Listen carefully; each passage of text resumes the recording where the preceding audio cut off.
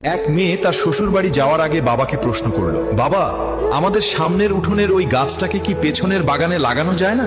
তখন মেয়েটির বাবা তাকে উত্তর দিয়ে বলল, ওই গাছটা হলো 4 বছরের পুরনো একটা গাছ, এটা এখন অন্য কোথাও লাগানো একদমই সম্ভব না।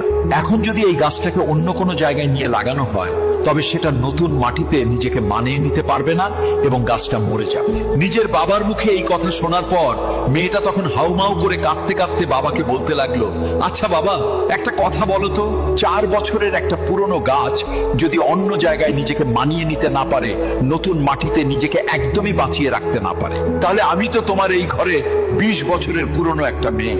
আমি তো কোনো সামান্য একটা গাছ নই বাবা, আমি তো তোমারই মেয়ে। তাহলে তুমিই বলো, আমি কিভাবে অন্যের একটা নতুন বাড়িতে গিয়ে নিজেকে মানিয়ে নিব আর নিজেকে সম্পূর্ণ বাঁচিয়ে রাখবো বাবা?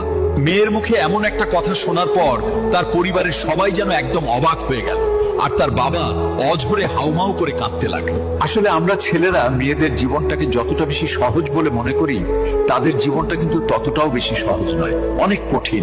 তাই আমি এই পৃথিবীর প্রত্যেকটা ছেলেকে বলবো, আপনারা সবাই দয়া করে মেয়েদেরকে মন থেকে সম্মান করতে শিখুন এবং তাদের ভালোবাসুন।